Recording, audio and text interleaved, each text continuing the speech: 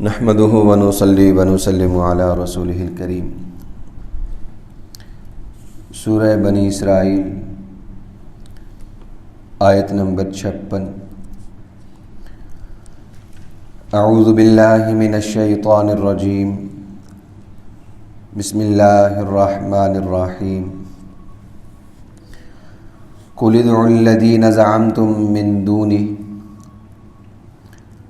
آپ کہہ دیں کہ جن کو اللہ کے سوا تم گمان کرتے ہو، ادعو انہیں پکارو، فلا یملکون کشف الضر عنکم ولا تحویلا، سنا تو وہ تمہاری تکلیف کو ختم کر سکتے ہیں، ولا تحویلا اور نہ ہی بدل سکتے ہیں۔ اولئک الذین یدعون یبتغون الی ربہم الوسیلۃ، یہ لوگ خود بھی اپنے پروردگار کی طرف وسیلہ تلاش کرتے ہیں۔ الذین یدعون، جن کو وہ لوگ پکارتے ہیں وہ خود اپنے پروردگار کی طرف وسیلہ تلاش کرتے ہیں۔ ایہم اقرب، کہ ان میں سے کون زیادہ قریب ہے۔ ویرجون رحمتہ، اور وہ اپنے پروردگار کی رحمت کی امیدوار رہتے ہیں۔ ویخافون عذابہ، اور اس کے عذاب سے ڈرتے رہتے ہیں۔ ان عذاب ربک کان محذورا، یقیناً آپ کے پروردگار کا عذاب ایسی چیز ہے کہ اس سے ڈرا جائے۔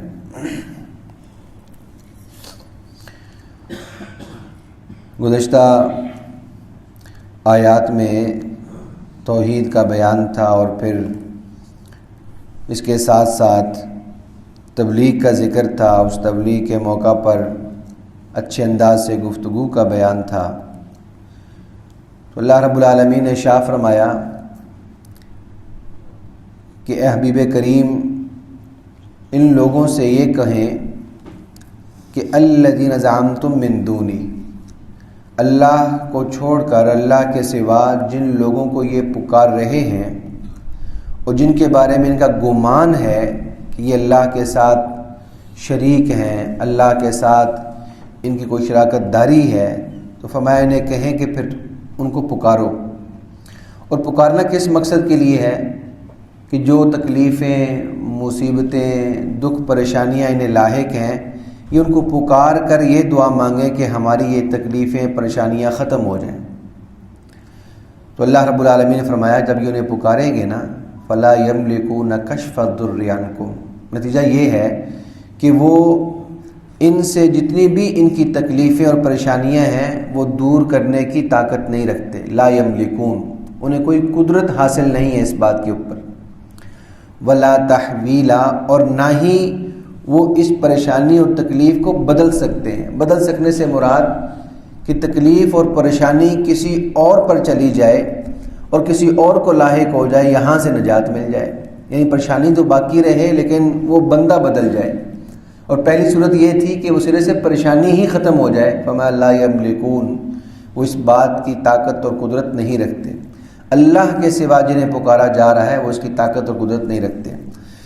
یہاں پر اللہ کے سوا جنہیں پکارنے کی بات ہے، اس سے مراد بت نہیں ہے، اس سے مراد اللہ رب العالمین کے مقرب فرشتے یا وہ جنات کہ جو بعد میں خود مسلمان ہو گئے، انہوں نے اسلام قبول کر لیا، اور فرشتوں کی عبادت بعض مشرکین مکہ کیا کرتے تھے۔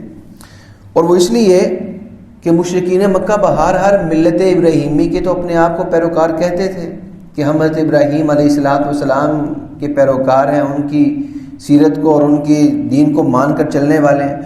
تو اس میں فرشتوں کا ذکر تو موجود ہے ملت ابراہیمی میں، کیونکہ حضرت ابراہیم علیہ السلام کو اگر اللہ کا نبی مانا ہے تو یقینی بات ہے فرشتے کو بھی مانا ہے جو فرشتہ وحی لے کر آیا ہے۔ تو اس لیے وہ لوگ، ان میں کچھ گروہ ایسے تھے مشرکین مکہ میں جو فرشتوں کی عبادت کیا کرتے تھے، فرشتوں کو بڑا ہی سمجھا جایا کرتے تھے وہ، تو اللہ رب العالمین نے یہاں پر وہ مراد لیے ہیں یعنی یہاں پہ بت مراد نہیں ہے، ذی روح مراد ہے کہ جن ذی روحوں کو یہ پکارتے ہیں، وہ چاہے جنات میں سے ہوں، فرشتوں میں سے ہوں، فرمایا ان کو پکار کر دیکھ لیں، وہ ان کی کوئی پکار پہ یوں لبیک نہیں کہہ سکتے کہ وہ پکار کے اوپر عمل کرتے ہوئے اس تکلیف کو ختم کر دیں یا اس کو بدل دیں، وہ نہیں کر سکتے، بلکہ معاملہ کیا ہے؟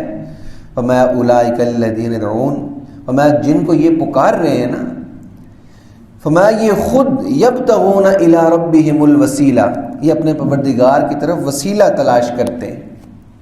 اب وسیلہ کا معنی میں آگے بیان کرتا ہوں، ایہم اقرب، ان کی خود اپنی اس بات کی دوڑ ہے کہ ایہم اقرب، ان میں سے کون اللہ کو زیادہ مقرب ہو جائے، اللہ کو محبوب ہو جائے۔ وہ تمام فرشتے، وہ جنات، اگر کوئی اور مقرب لوگوں کی پرستش کرتے تھے تو وہ سارے کے سارے خود اس فکر میں ہیں الی ربہم الوسیلہ ایہم اقرب، وہ اس بات میں کوشش کر رہے ہیں کہ کون اللہ کا زیادہ قریبی بن جائے، اللہ کا محبوب بن جائے، وہ خود تو اس بات کی محنت کر رہے ہیں۔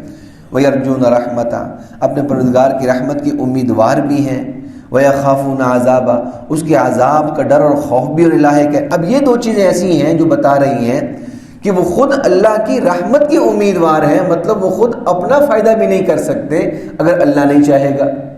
اللہ کے عذاب کا ڈر اور خوف بھی انہیں لاحق ہے، مطلب وہ اپنے آپ کو پکڑ سے بچا بھی نہیں سکتے۔ ان عذاب ربک کان محذورا، یقیناً آپ کے پروردگار کا عذاب ایسی چیز ہی ہے کہ اس سے بچا جائے۔ اب یہاں پہ جو جملہ ہے نا، یدعون یبتغون الی ربہم الوسیلہ، کہ وہ اپنے پروردگار کی طرف وسیلہ تلاش کرتے ہیں، یہ پہلے بھی بات چھٹے پارے میں آئی ہے، غالباً 9ویں-10ویں رکوع میں، یا ایھا الذین آمنوا، یا ایھا الذین آمنوا ابتغوا الی ربہم، آمنوا اتقوا اللہ وابتغوا الی ربہم الوسیلہ، وہاں پر بھی یہ بات ہم پیچھے عرض کر چکے ہیں چھٹے پارے میں، پھر عرض کر دیتا ہوں یہاں پہ کہ یہاں وسیلہ کا کیا مطلب ہے۔ یدعون یبتغون الی ربہم الوسیلہ، وسیلہ کے 2-3 معنی عربی میں استعمال ہوتے ہیں۔ ایک معنی وہ ہے جو لفظ وسیلہ کہتے ہی ہم سب کے دل و دماغ میں آ گیا ہے اور جس پر ایک لمبی چوڑی بحث ہوتی ہے، بڑی گفتگو اس پر ہوتی ہے، ایک معنی تو وہی ہے وسیلہ کا۔ ایک معنی وسیلہ کا حاجت کا ہے۔ حضرت ابن عباس رضی اللہ تعالی عنہما سے ان کے جو شاگرد تھے حضرت نافع رحمہ اللہ تعالی، انہوں نے پوچھا کہ وسیلہ کا کیا معنی ہے، تو آپ نے فرمایا وسیلہ کا معنی حاجت ہے، کہ وہ اپنی حاجتوں کو خود اپنے پروردگار کی طرف پیش کرتے ہیں، وہ اپنے کام اپنے پروردگار سے کرواتے ہیں، اپنے پروردگار سے حاجت کر کے پورے کرواتے ہیں، ایک مطلب یہ ہے۔ اور دوسرا ایک وسیلہ کا مطلب وہ جو ہم اذان کے بعد دعا مانگتے ہیں، جس کو دعائے وسیلہ کہتے ہیں، یعنی ہم کہتے ہیں کہ اے اللہ آپ اپنے محبوب کریم صلی اللہ علیہ وسلم کو اس مقام تک پہنچا دے جس کا آپ نے ان سے وعدہ کر رکھا ہے، آپ وعدہ خلاف نہیں کرتے، اس کو دعائے وسیلہ کہتے، اس میں بھی لفظ وسیلہ آتا ہے۔ اس وسیلے کا مطلب یہ ہوتا ہے کہ اللہ تعالیٰ کے ہاں مقرب بننا، مقام اعلیٰ عطا ہو جانا، ایک وسیلہ کا یہ مطلب ہے۔ اور ایک وسیلہ کا مطلب وہ ہے جو سفارش کے معنی میں آتا ہے، جو عرض کے معنی میں آتا ہے، اسی کو بیان کرنا یہاں پہ مقصد ہے، کیونکہ جہاں پہ یہ لفظ آتا ہے تو تمام مفسرین نے اس بحث کو بیان کیا ہے۔ اب میں اس کو محض کر دیتا ہوں کہ جو وسیلہ کا لفظ سنتے ہی ہمارے دل و دماغ میں وہ بحث آئی ہے کہ لوگ وسیلہ دے کے دعا مانگتے ہیں۔ مثلا وہ وسیلہ کیسے ہوتا ہے کہ یا اللہ میری یہ حاجت ہے، میری یہ عرض ہے، بحرمت النبی صلی اللہ علیہ وسلم، اپنے محبوب کریم صلی اللہ علیہ وسلم کی حرمت کی برکت سے، ان کے وسیلے سے میرا یہ کام ہو جائے، یہ لفظ استعمال ہوتا ہے۔ وسیلہ کی حقیقت یہ ہے کہ یہ 2 معنی میں استعمال ہوتا ہے۔ ایک وسیلہ بالاعمال ہے، اعمال کا وسیلہ پیش کرنا، یہ خود بخاری میں رسول اللہ صلی اللہ علیہ وسلم نے ایک قصہ بیان کیا، اس سے ثابت ہے اعمال کا وسیلہ۔ یعنی 3 لوگ تھے، مشہور بات ہے کہ اس زمانے میں اردو میں نصاب میں بھی موجود تھی، 3-4 کتاب اس میں کلاس کے اندر، کہ 3 لوگ تھے، وہ جا رہے تھے سفر میں، غار میں انہوں نے بسیرا کیا تو غار کا دروازہ بند ہو گیا۔ وہ 3 لوگ تھے، انہوں نے اپنے اپنے عمل کا حوالہ دیا۔ ایک نے کہا کہ یا اللہ میں دودھ دھو کے لاتا ہوں، سب سے پہلے والدین کو پیش کرتا ہوں، اس کے بعد بیوی بچوں کو دیتا ہوں، اگر میرا یہ عمل محبوب ہے تو ہمیں یہاں سے نجات مل جائے۔ پتھر تھوڑا سا سرک گیا، پھر دوسرے نے کیا، پھر تیسرے نے کیا، تو تینوں نے دعا مانگی، اپنے عمل کا وسیلہ پیش کیا، تو اللہ تعالیٰ نے ان کی دعاؤں کو قبول کیا اور پتھر وہاں سے ہٹ گیا اور وہ غار سے باہر آ گئے۔ غار کا پتھر عنوان تھا اس کہانی کا۔ یہ بخاری کے اندر موجود روایت ہے۔ ایک تو یہ ہے وسیلہ بالاعمال، اس میں کسی امام کا، کسی مسلک اور مشرب کا کوئی اختلاف نہیں ہے، یہ جائز ہے کہ کوئی شخص اپنے عمل کا وسیلہ پیش کرے، اے اللہ میرے اس نماز کی برکت سے، میرے اس روزے کے وسیلے سے، میرے اس صدقے کے وسیلے سے میرا یہ کام ہو جائے، اس میں کوئی شک نہیں ہے، کوئی اختلاف نہیں ہے۔ دوسرا وسیلہ ہوتا ہے وسیلہ بالذات، کسی کی ذات کا حوالہ دینا، جیسے کہ میں نے دعا میں کہا کہ محبوب کریم صلی اللہ علیہ وسلم کی برکت سے، میں لفظ برکت استعمال کر رہا ہوں، عام طور پہ لوگ استعمال کرتے ہیں ان کے وسیلے سے میرا یہ کام ہو جائے، ایک یہ وسیلے کا معنی، وہی یہاں پہ مقصود ہے میرا بیان کرنا۔ اب اس وسیلے میں دو پیچھے دماغ چل رہے ہیں۔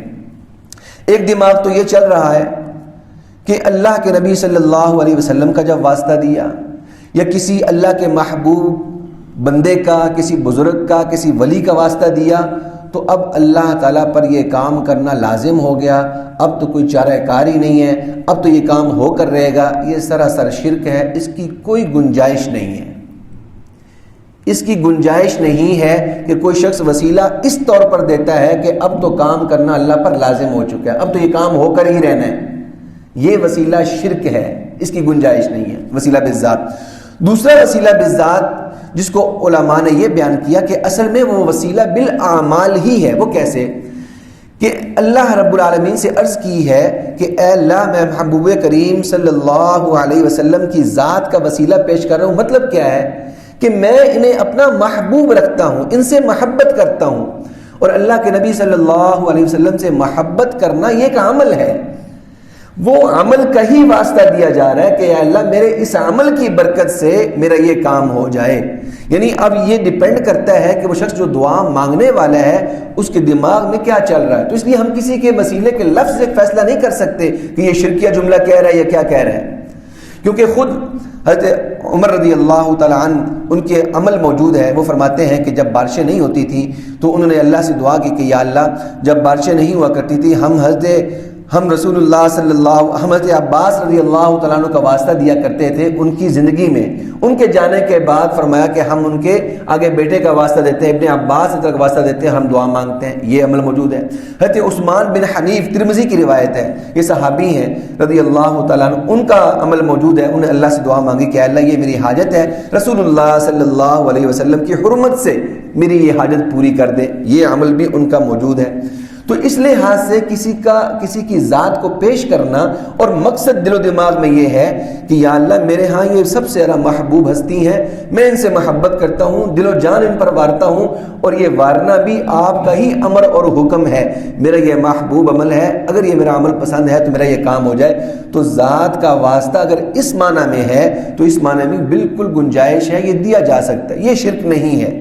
چنانچہ مشہور جتنے بھی اولیاء اللہ گزرے ہیں ان کی دعاؤں میں اس کا تذکرہ ملتا ہے۔ حضرت مجدد الفسانی رحمہ اللہ تعالیٰ کی دعاؤں میں اس بات کا تذکرہ موجود ہے، وہ فرماتے ہیں بحرمت النبی صلی اللہ علیہ وسلم، اے اللہ میری یہ دعا قبول ہو بحرمت النبی صلی اللہ علیہ وسلم۔ تو وہاں مطلب یہی ہے کہ میں محبوب کریم صلی اللہ علیہ وسلم کو سب سے زیادہ محبوب رکھتا ہوں اور میرا یہ عظیم الشان عمل ہے، اس عمل کی برکت سے میرا یہ کام ہو جائے۔ تو یہ بالآخر یہ اعمال کا ہی وسیلہ ہے، یعنی ایٹ دا اینڈ یہ اعمال کا ہی وسیلہ بن رہا ہے، تو اس لیے اس کی گنجائش ہے۔ ہاں اب اگر رہی یہ بات کہ اس کی ضرورت ہی کیا ہے، ہاں اس میں کوئی دوسری رائے نہیں کہ براہ راست اللہ سے مانگا جائے، کوئی شخص وسیلہ پیش ہی نہیں کرتا تو ٹھیک ہے، لیکن جو کر رہے ہیں اور اس معنی میں کر رہے ہیں ان کے اوپر شرکیہ جملے کی پھر بات نہیں کی جا سکتی، اس کی بہرحال گنجائش موجود ہے۔ اور جو پہلا معنی میں نے عرض کیا کہ اب کرنا لازم ہے، اب ہو کر رہنا ہے، اس کی بھی گنجائش نہیں ہے، وہ بالکل شرک ہے، وہ تعلیمات اسلامیہ کے بالکل خلاف ہے۔ تو ایک باریک بات ہے وسیلہ کے حوالے سے، یہ ہمارے ذہنوں میں رہے کہ وسیلہ جب ہم مانگتے ہیں کہ رسول اللہ صلی اللہ علیہ وسلم کے وسیلے سے اللہ کریم میری یہ حاجت پوری ہو جائے، مطلب کہ وہ آپ کے محبوب ہیں، مجھے ان سے محبت ہے، تو اے اللہ اس عمل کی برکت سے میرا یہ کام ہو جائے، تو اس کی گنجائش ہے۔ اور یہ نیک لوگوں کی محبت یہ معمولی عمل نہیں ہے، خود رسول اللہ صلی اللہ علیہ وسلم نے اپنی دعا سکھلائی ہے، اللہم انی اسألک حبک وحب من یحبک، اے اللہ میں آپ کی محبت مانگتا ہوں اور ان لوگوں کی محبت مانگتا ہوں کہ جن کے ساتھ آپ کی محبت ہے اور انہیں آپ سے محبت ہے، یعنی محبوب بندوں کی خود محبت اللہ کے نبی صلی اللہ علیہ وسلم نے مانگی ہے. تو اللہ کے محبوب بندوں کی محبت یہ ایسی چیز نہیں ہے کہ اس کو ایسے ہی ہم سائڈ پہ کر دیں، کوئی ضرورت ہی نہیں ہے. یہ بھی غلط نظریہ ہے، اور ایسی چیز بھی نہیں ہے کہ اب اس کے بعد اللہ پر لازم ہے، یہ بھی غلط نظریہ ہے. اس کے بیچ کا ایک راستہ ہے، اگر وہاں تک انسان پہنچتا ہے تو اس کی گنجائش ہے، اس کے کرنے کا اختیار ہے. ہاں اگر کوئی نہیں کرنا چاہتا تو نہ کرے، لازم نہیں ہے. اللہ رب العالمین مجھے آپ کو تعلیمات اسلامیہ پہ عمل کی توفیق عطا فرمائے. الحمدللہ رب العالمین والصلاۃ والسلام علی سید الانبیاء والمرسلین. رب ارحمہما کما ربیانی صغیرا. ربنا هب لنا من ازواجنا وذریاتنا قرۃ اعین واجعلنا للمتقین اماما. اللهم انا نسألک الصحة والعفة والامانة وحسن الخلق. وصلی اللہ تعالی علی رسولہ النبی الکریم وعلی آلہ واصحابہ اجمعین. آمین برحمتک یا ارحم الراحمین.